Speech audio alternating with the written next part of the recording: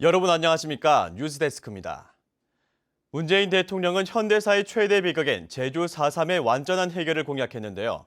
제주 4.3 중앙위원회 위원장인 이낙연 국무총리가 희생자 보상 문제에 대해 정부 차원의 논의를 시작하겠다고 밝혔습니다. 이소영 기자입니다.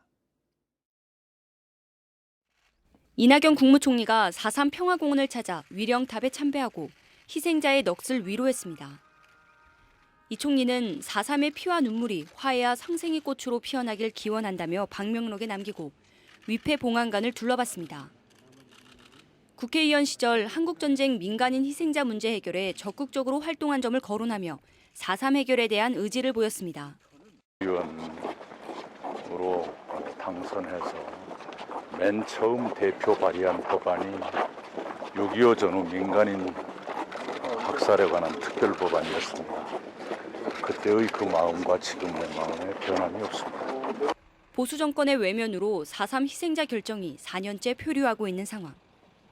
유족회는 고령의 유족들이 생전에 최소한의 명예회복을 할 수 있도록 희생자 결정이 시급하다고 강조합니다.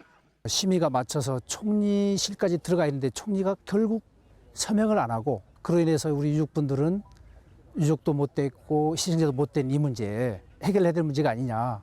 그래서 제가 총리님께 아까 부탁을 드렸고. 이낙연 총리는 4.3 배보상 문제에 대해 정부 논의를 통해 해법을 내놓겠다고 말했습니다.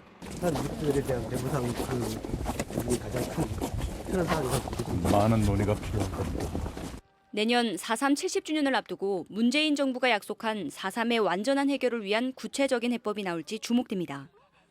MBC 뉴스 이소연입니다. 6월 민주항쟁 30년을 맞아 제주도에서 다양한 행사가 마련됐습니다. 1987년 제주의 6월 항쟁을 비롯해 박근혜 퇴진 촛불 집회까지 민주화운동 과정의 주요 사진과 사료를 담은 전시회가 오늘부터 4.3 평화공원 전시실에서 열리고 있습니다. 또 민주항쟁 30년 제주사회 미래를 위한 과제를 주제한 토론회가 오는 14일 제주도 의회에서 열립니다. 토종 닭이 집단 폐사했지만 AI와는 관계가 없는 것으로 밝혀졌습니다. 오늘 아침 제주시 한림읍의 모 양계 농장에서 토종닭 1,200마리가 집단 폐사해 있는 것을 주인이 발견해 방역당국에 신고했습니다.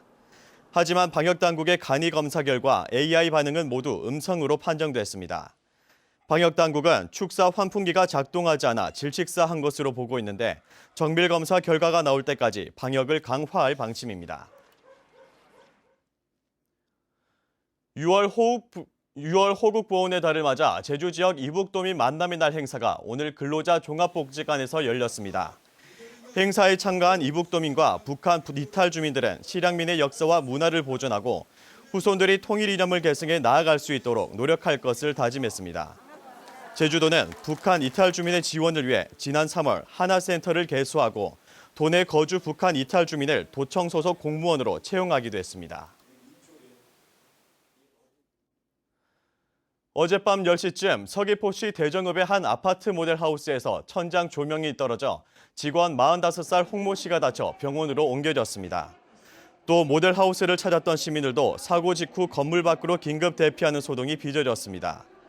모델 하우스 업체 측은 임대 아파트 분양 업무를 진행하고 있었는데 많은 손님이 몰리자 야간까지 방문객들의 입장을 허용했다 사고가 난 것으로 알려졌습니다. 제주는 남쪽 해상을 지나가는 저기압의 영향으로 오늘 밤부터 내일 새벽까지 비가 오겠습니다. 예상 강수량은 제주 남부와 산간에 5에서 20mm, 그 밖의 지역은 5mm 안팎입니다. 일요일인 내일은 새벽에 비가 그친 후 구름 많은 날씨가 되겠고 낮 기온은 25도로 예상됩니다.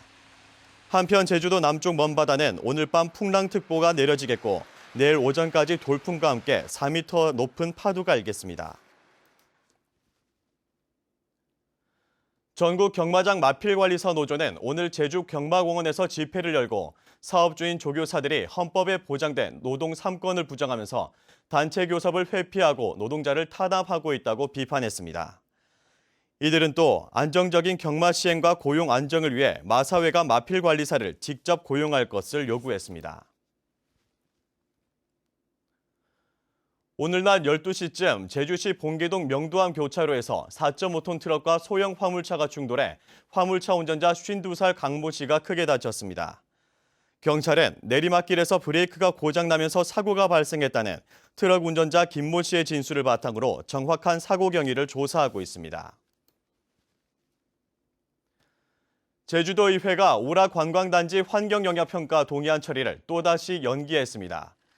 제주도의회 환경도시위원회는 오라 관광단지 개발 사업자인 JCC가 제출한 사업계획 보완서를 심도 있게 심사하기 위해 모레 개회하는 도의회 정례회에서는 환경영향평가 동의안을 다루지 않기로 했다고 밝혔습니다. JCC는 지하수 취수량을 하루 3,000톤으로 기존보다 15%가량 줄이고 콘도미니엄 건물 높이를 3층에서 2층으로 낮춘다고 했습니다. 뉴스데스크 마치겠습니다. 고맙습니다.